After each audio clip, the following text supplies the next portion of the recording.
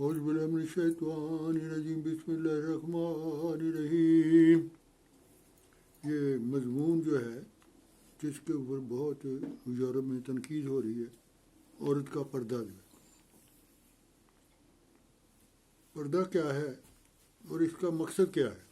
پردہ کی کون سی حفاظت مقصود ہے؟ اس سے دنیا کے مختلف زبانوں میں چیزوں کو پس پردہ اور ڈھانک کر محفوظ کرنا اور پردے کے مفہوم میں آتا ہے. مثال کے طور پر چھتری خریدتے ہیں تو اس کا مقصد یہ ہوتا ہے کہ ہم اس کی مدد سے بارش سے بچ سکیں. بیماری سے بھی بچاؤ کے لیے دوائی کی ضرورت ہے. حادثات سے بچاؤ کے لیے ہم مختلف اقدامات کرتے ہیں. جس راستے پر چوروں اور ڈاکوؤں کا خطرہ ہو اس راستے سے گزرنے سے اجتناب کرتے ہیں، وغیرہ وغیرہ. ہر روز مشاہدہ کرتے ہیں کہ ہمارے افعال کا فوری نتیجہ نہیں نکلتا. اسی وجہ سے عواقب پر یقین اور کامل ہونے کی وجہ سے ہم اکثر نقصان کام کرتے. کامل یقین نہیں ہوتا عواقب کیا ہے، اس کا نتیجہ کیا نہیں، تو ہمیں نقصان ہوتا ہے، اس سے کام کرتے ہیں. وہ جو صحت کو نقصان ہوتا ہے، سگریٹ کی ڈبی پر صحت کی خرابی کی وارننگ کی موجودگی میں لوگ سگریٹ کے کش لگاتے ہیں، اس کا فوری نقصان نہیں پہنچتا. بے حیائی اور اس کے متعلقہ امور کے بعد خطرناک جسمانی عوارض کے علاوہ یہ برائی قومی اخلاق پر بہت گندا اثر ڈالتی رہتی ہے. پھر ایسا وقت بھی آتا ہے کہ اس کے نقصانات کا ایک طوفان ظاہر ہو کر پوری قوم کو لٹ ڈوبتا ہے. بس ضروری اس امر کی ہے کہ خواہشات کی ضرورتوں کے حصول کے لیے ظاہری لذات کو ہی مقصود بالذات نہ ہو، ہر چیز کی جو ظاہری لذات، بلکہ انسان کو چاہیے کہ اس کے نتائج کو بھی مد نظر کہ اس کا اب نتیجہ کیا نکلے گا. مشرق میں آج بھی عورت کی عصمت کو ایک قیمتی جوہر تصور کیا جاتا ہے جس کا نام عزت آبرو، جس کی حفاظت کرنا عورت اپنی زندگی سے بھی زیادہ اہم سمجھتی ہے اور بعض اوقات اس کی حفاظت کی خاطر اپنی جان قربان کر دیتی ہے. لیکن بدقسمتی سے مادر پدر آزادی کے نام پر مغربی معاشرہ پروان چڑھ چکا ہے اور بعض اوقات اس کی حفاظت کی خاطر بے حیائی اور فحاشی کو گناہ نہیں سمجھا جاتا اور نہ عفت پاک دامی کو کوئی قابل قدر خلق یا خوبی سمجھا جاتا ہے. بے حیائی کے نقصانات اور خرابیوں سے بچانے کے لیے اسلامی پردہ احتیاطی تدابیر کے طور پر ایک پابندی ہے. سورۃ احزاب میں پردے کا مفہوم اور مقصد بیان ہوا ہے. وہ اس طرح ہے کہ اے نبی اپنی بیویوں صلی اللہ علیہ وسلم اپنی بیویوں کو، اپنی بیٹیوں کو، مومنوں کو کی بیویوں کو کہہ دے کہ باہر نہ نکلیں. وہ باہر جب نکلیں بڑی چادروں کو سر پر گھسیٹ کر اپنے سینہ تک لے آیا کر یہ امر ممکن بنا دیتا ہے وہ پہچانی نہ جائیں، وہ ان کو تکلیف نہ دی جائے، اور اللہ تعالیٰ بڑا بخشنے والا بار بار رحم کریں. سورۃ احزاب آیت 60. قرآن کریم کی اس آیت میں پردے کا مضمون بیان ہوا ہے کہ غیر محرموں سے اپنی زینتوں کو چھپا کر رکھو، تم اپنے آپ کو سنبھال کر رکھو، اور مبادہ وہ تمہیں کوئی گزانت پہنچے، تکلیف دے. حضرت خلیفۃ المسیح رابع فرماتے ہیں خدا تعالیٰ نے مرد کی نسبت عورت کو نمایاں حسن عطا کیا ہے. وہ حسین نہ بھی ہو، اس کی نسوانیت میں بھی ایک حسن ہے. جس طرح نظریں جذب کے ساتھ اٹھتی ہیں، یعنی حسن کی طرف، اس کی حفاظت کی خاطر پردہ ہے. پردہ اسی لیے ہے کہ گندی نظریں اس کی طرف اٹھتی ہیں، قوت جذب ہے، اسے قوت کشش ہے. محروم کرنے کے لیے نہیں پردہ، بلکہ اس کی حفاظت کے لیے. محروم کن کو کرتا ہے؟ ان کو کرتا ہے جو گندی نیت رکھتے ہیں، مردوں پر قدغن ہے، جن کا دل یہی چاہتا ہے کہ پردہ اٹھ جائے پھر وہ مزے کرتے پھریں. اسی طرح بھی جس طرح چاہیں، یہ بالکل پردہ کا غلط مفہوم ہے جو دنیا میں پردہ کو سمجھا جا رہا ہے. دین اسلام نے عورت پر پابندی لگا دی ہے کہ جب اس نے مرد پر پابندی لائی، عورت پر بھی ہے کہ وہ پردے میں اپنی زینتوں کو چھپائے، اپنے حسن کو چھپائے، اپنے خد و خال جو ہیں اس کو چھپائے. جس عورت کی فطر میں ہے کہ وہ سنگار کرے وہ مرد، یعنی تمہاری فطر میں ہے کہ دوسرے سنگار سے ناجائز فائدہ اٹھاؤ، جگہ جگہ اپنی نظروں کو ناحق سراب کرتے پھرو، اس کی اجازت نہیں ہے، کیونکہ مرد اپنی فطرت سے مجبور ہے، اس کی نظریں زیادہ بہتی ہیں عورت کے مقابلے پر، اس نے اللہ تعالیٰ نے ان کو مواقع محروم کر دی،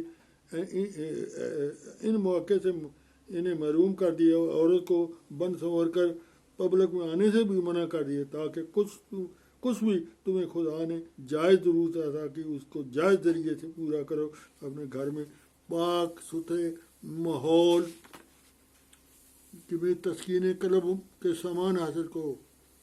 اس لیے دینی معاشرے کے پردہ کی روح آپ کے لیے سمجھنا بہت ضروری ہے۔ ہر جگہ پردے کی تعلیم کا مطالعہ کر کے دیکھ لیں، احادیث کا مطالعہ کر کے دیکھ لیں، عورت کو کسی بھی پہلو سے کسی جائز بنیادی حقوق سے دینی پردہ محروم نہیں کرتا،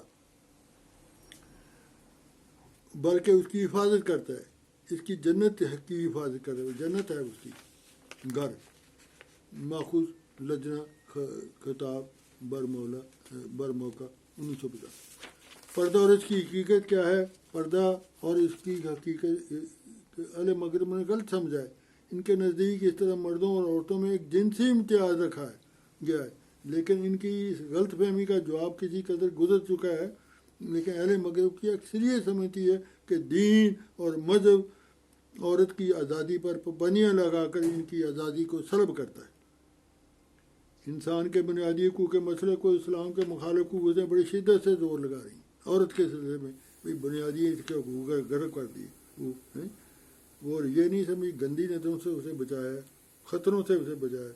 مذہبی تعلیمات اور روایات کو مسلمانوں کے اندر ختم کرنے کی کوشش کرنے کی یہ ایک ان کی چال ہے۔ دنیا کی ساری میڈیا یہ لوگ کوشش میں ہیں کہ مذہب کو آزادی ضمیر کے نام پر عورت کے حجاب کو دنیا کے سامنے پیش کرتے رہیں کہ حجاب ختم ہونا چاہیے، تو ان کی نیک اقدار ختم ہو۔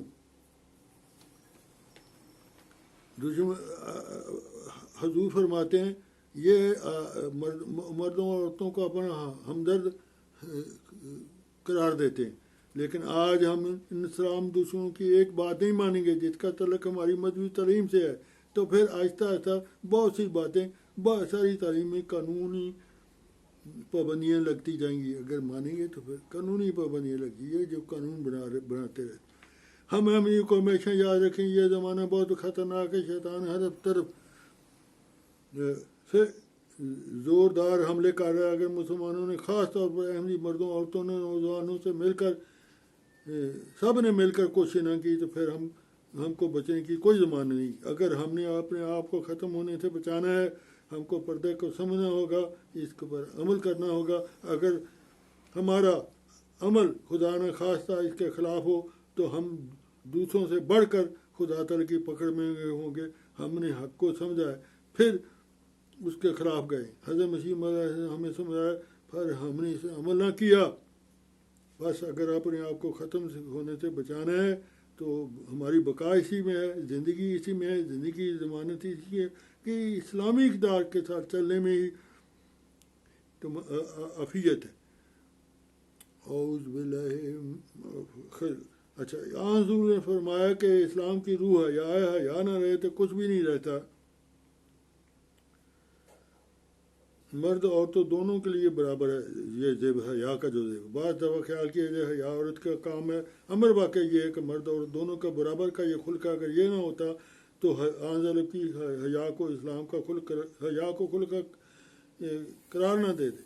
خواتین کا مطلب تو خاص طور پر دونوں میں یہ امر برابر کا خلق ہے۔ اگر یہ نہ ہوتا تو اسلام کا خلق نہ حیا عورتوں کا بھی مردوں کا بھی، تب یہ حسن کا حیا سے تعلق ہے۔ حسن کا دکھاوا اس کی نمائش تو منع ہے، لیکن حسن تو اللہ تعالیٰ کو پسند ہے۔ ہر عورت کی فطرت میں وہ حسین ہو۔